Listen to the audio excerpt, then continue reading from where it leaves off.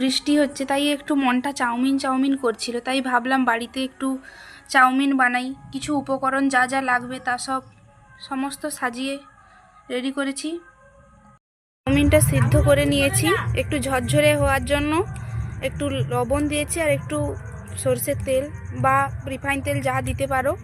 এই যে এখন ডিমটা ভেজে নিচ্ছি, প্রথমে নুন দিয়ে ভালো করে একটু ভেজে নিচ্ছি। এরকম একটু লাল লাল করে ভাজা করতে হবে।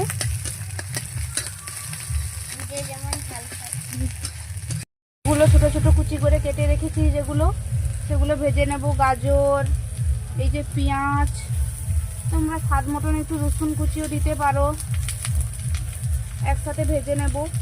এই টমেটোগুলো কুচি রাখাগুলো,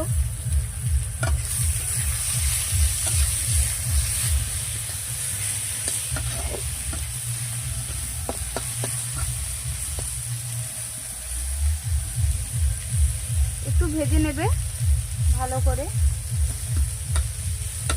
কাঁচা গন্ধটা যাতে না থাকে সেরকম।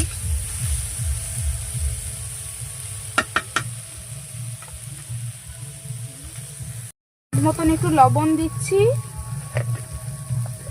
এরপর একটু কেউ ঝাল বেশি খেতে চাইলে একটু লঙ্কা গুঁড়ো মাপ মতো দেবে।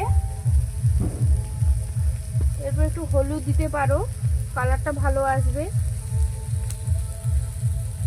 একটু যেরকম চাউমিন নেবে সেরকম দেবে।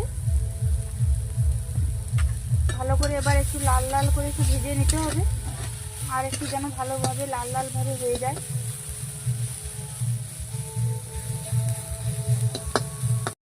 2 প্যাকেট চাউমিন আমি নিয়েছি, তোমরা 1 প্যাকেটও নিতে পারো, এবার মাপ অনুযায়ী তোমরা যতটা খাবে সেরকম। এবার এটাকে ভালো করে মিক্স করতে হবে। দেখতে থাকো বন্ধুরা কেমন করছি আমি।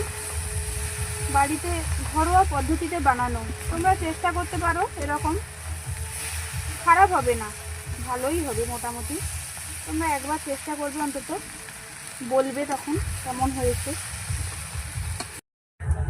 এবার পরিমাণ মতন একটু সয়া সস দিয়ে দেবে, ভালো করে গোল গোল করে দিয়ে দেবে। তারপর ভালো করে একটু নাড়তে হবে। এবার একটু ভিনেগার দিতে হবে, ভিনেগার একটু কম করে মাপ মতন দিতে হবে, কিন্তু একটু বেশি যেন না পড়ে। এবার কুচনো লঙ্কাগুলো, একটু টমেটো হালকা করে দিচ্ছি, তোমরা দিতে পারো নাও দিতে পারো। এবার শশাগুলো কুচিয়ে রেখেছিলাম সেগুলো অল্প করে দিয়ে দেব, আর অল্প রাখবো, যখন সাজাবো তখন অল্পভাবে দেবে। সানরাইসের এই চাউমিনের মশলাটা একটু অল্পভাবে ছড়িয়ে নিতে হবে। এরপরে টমেটো সস থাকলে বাড়িতে হালকাভাবে এরকম ছড়িয়ে ছড়িয়ে দিতে হবে একটু। দেখুন বন্ধুরা কেমন হয়েছে, এভাবে একটু নাড়তে থাকবেন। কেমন হয়েছে দেখুন, কালারটা শুধু দেখুন। বাড়িতে বানানো হলেও খুব খারাপ হবে না। দেখুন বন্ধুরা এবার সাজিয়েছি, কেমন লাগছে দেখুন চাউমিনটা। যদি ভালো লাগে অবশ্যই লাইক কমেন্ট শেয়ার করবেন। কিরে রাহুল, কেমন হয়েছে? ভালো হয়েছে খুব। বাড়িতে সবাই বানিয়ে খেতে পারবে তো এরকম একটা চাউমিন রেসিপি? হ্যাঁ হ্যাঁ হ্যাঁ। কিরে ঋত্বিকা, কেমন হয়েছে বল? সুন্দর।